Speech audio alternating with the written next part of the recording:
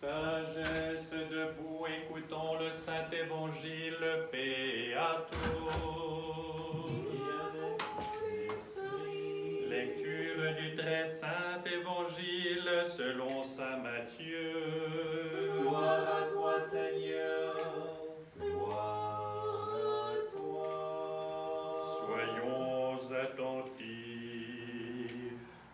En ce temps-là, comme Jésus arrivait au pays des Gadaréniens, 2 démoniaques sortirent d'un cimetière et vinrent à sa rencontre. Ils étaient si sauvages que personne n'osait passer par ce chemin.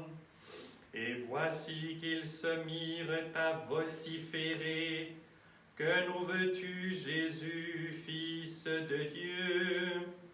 Es-tu venu ici pour nous tourmenter avant le temps? Or, il y avait à quelque distance de là un grand troupeau de porcs en train de paître. Les démons implorèrent Jésus en disant: si tu nous expulses, envoie-nous dans ce troupeau de porcs. Jésus leur dit: allez-y. Ils sortirent donc et s'en allèrent dans le troupeau de porcs. Et voici que du haut de l'escarpement, tout le troupeau se précipita dans le lac, où il périt sous les flots. Les gardiens prirent la fuite et s'enfurent en ville raconter toute cette affaire, ainsi que la guérison des possédés. Alors toute la ville se porta au-devant de Jésus, et dès qu'ils le virent, ils le prièrent de quitter leur pays. Et Jésus s'embarqua pour traverser le lac et revenir dans sa propre cité. En ce temps-là, Jésus entra dans un village et une femme du nom de Marthe le reçut dans sa maison. Elle avait une sœur appelée Marie qui, s'étant assise aux pieds du Seigneur, écoutait sa parole. Quant à Marthe, elle était absorbée par les multiples soins du service. Intervenant, elle dit: Seigneur, cela ne te fait rien que ma sœur me laisse servir toute seule. Dis-lui de m'aider. Mais le Seigneur lui répondit: Marthe, Marthe, tu t'inquiètes et tu t'agites pour beaucoup de choses. Une seule pourtant est nécessaire. C'est Marie qui a choisi la meilleure part. Elle ne lui sera pas enlevée. Or, comme il parlait ainsi, une femme éleva la voix du milieu de la foule et lui dit: Heureuses les entrailles qui t'ont porté et les mamelles qui t'ont allaité. Mais il répondit: Heureux plutôt ceux qui écoutent la parole de Dieu et qui la gardent. Gloire à toi, Seigneur. Gloire à toi.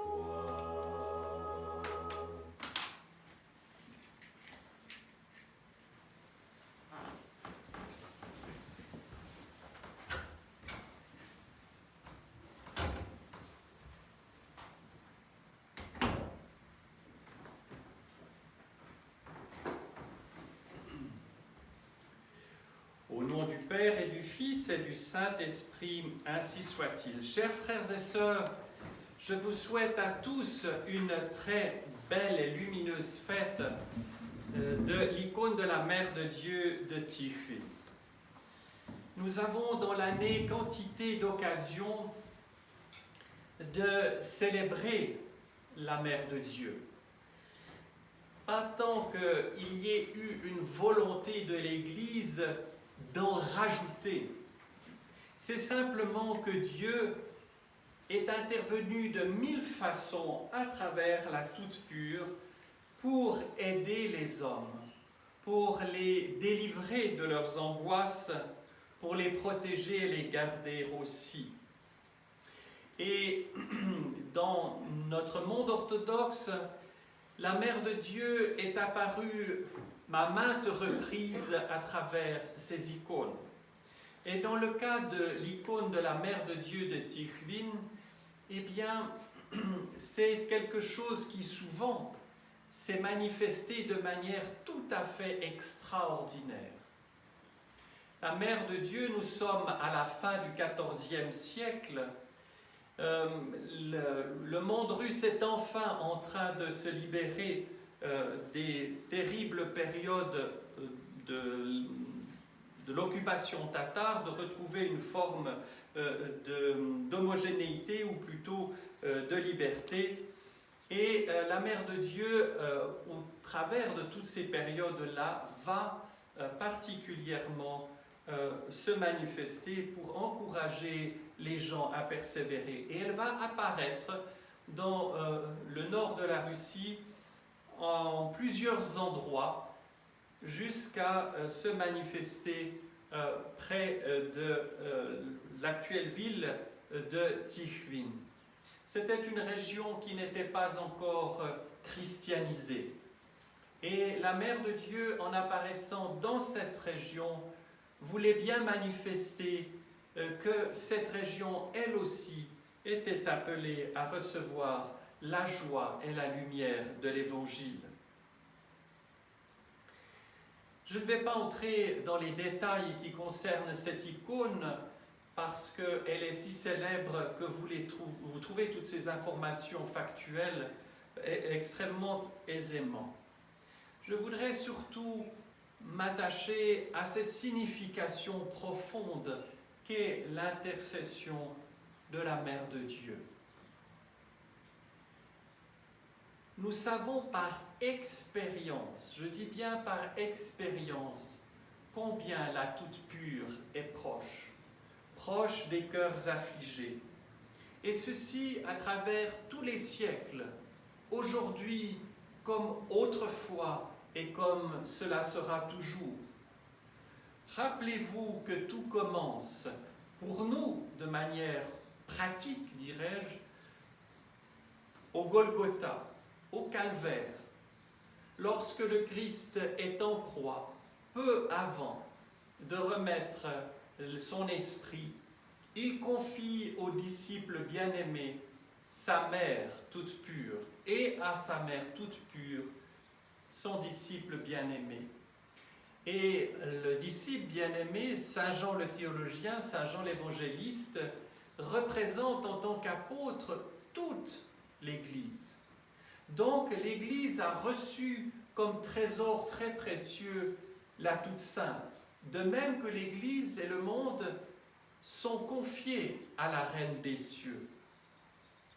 Nous devons être attentifs, et je le dis souvent, à ne pas faire de la Mère de Dieu un demi-Dieu, mais à bien comprendre qu'elle est celle qui nous précède dans le ciel, qu'elle est comme lorsque nous gravissons une montagne, le premier de cordée, celle qui est en avant.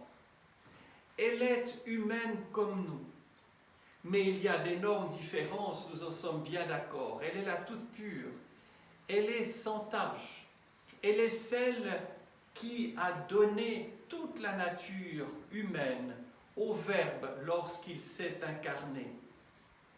Et elle était si pure que Dieu lui-même, en étant en elle, ne l'a pas anéantie. Il y a dans la Toute Sainte quelque chose d'infiniment beau. C'est cette union de l'homme avec son Dieu, de Dieu avec sa créature. Et la Mère de Dieu est si puissante parce qu'elle a un lien tout à fait extraordinaire avec son divin Fils. Je le dis presque à chaque fois, mais il est tellement vrai que nous nous souvenions de cela. Comment peut-on imaginer qu'un fils aimant puisse refuser quoi que ce soit, de raisonnable évidemment, à sa propre mère. Voilà pourquoi, en peu de mots, l'intercession de la toute pure est si puissante.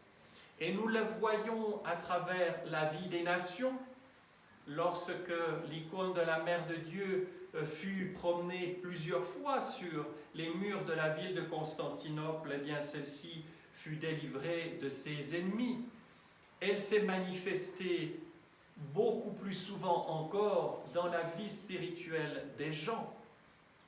Et nous savons combien cela est important pour chacun d'entre nous. Et cela a permis de développer comme une manière de remerciement avec des mots la toute sainte.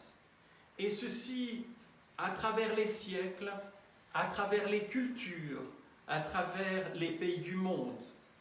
Et il y a une prière à la Vierge qui est particulièrement belle et que certains peut-être d'entre vous reconnaîtront parce que c'est une prière qui est très populaire en Occident. Vierge sainte, au milieu de tes jours glorieux, n'oublie pas les tristesses de la terre. Jette un regard de bonté sur ceux qui sont dans la souffrance, qui luttent contre les difficultés et qui ne cessent de tremper leurs lèvres aux amertumes de la vie. Aie pitié de ceux qui s'aimaient et qui ont été séparés. Aie pitié de l'isolement du cœur. Aie pitié de la faiblesse de notre foi. Aie pitié des objets de notre tendresse. Aie pitié de ceux qui pleurent, de ceux qui prient, de ceux qui tremblent. Donne à tous l'espérance et la paix. C'est un exemple. Et nous savons bien, et nous le ferons tout à l'heure, le nombre incalculable d'hymnes acatistes qui ont été dédiés à la Toute Sainte à travers telle ou telle icône. Et chacun de ces acatistes, comme vous le savez, se termine par une prière d'intercession. Nous faisons vraiment la différence entre la prière adressée au Seigneur et à la toute pure. Mais nous savons et ne doutons pas un instant que la Mère de Dieu intercède pour nous, qu'elle nous recouvre de son voile protecteur et qu'en faisant cela, eh bien, elle nous ouvre les portes du ciel. Lorsque nous lisons les prophéties de l'Ancien Testament la concernant, l'enseignement des saints-pères est tout à fait formel. Ils parlent d'elle comme du buisson ardent qui ne se consume pas. C'est cette allusion au mystère de l'incarnation. Elle est cette échelle de Jacob qui relie le ciel et la terre, sur laquelle les anges montent et descendent. Il porte les anges, nos prières, auprès du Dieu Tout-Puissant et en ramène les grâces.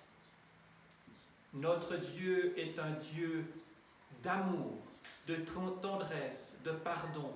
Il est le créateur, le donateur de vie. Nous devons ancrer cela profondément dans notre cœur. Cela doit devenir une conviction puissante. Dieu nous aime infiniment. Et il faut qu'ayant pris conscience de cela, nous tournions notre regard intérieur vers le Seigneur. Et à travers la Mère de Dieu, les anges et tous les saints, nous soyons sûrs que Dieu nous fera miséricorde, qu'il entendra nos cris, nos pleurs, nos supplications, qu'il les entendra non seulement, mais qu'il viendra à notre secours. Au nom du Père et du Fils et du Saint-Esprit, ainsi soit-il.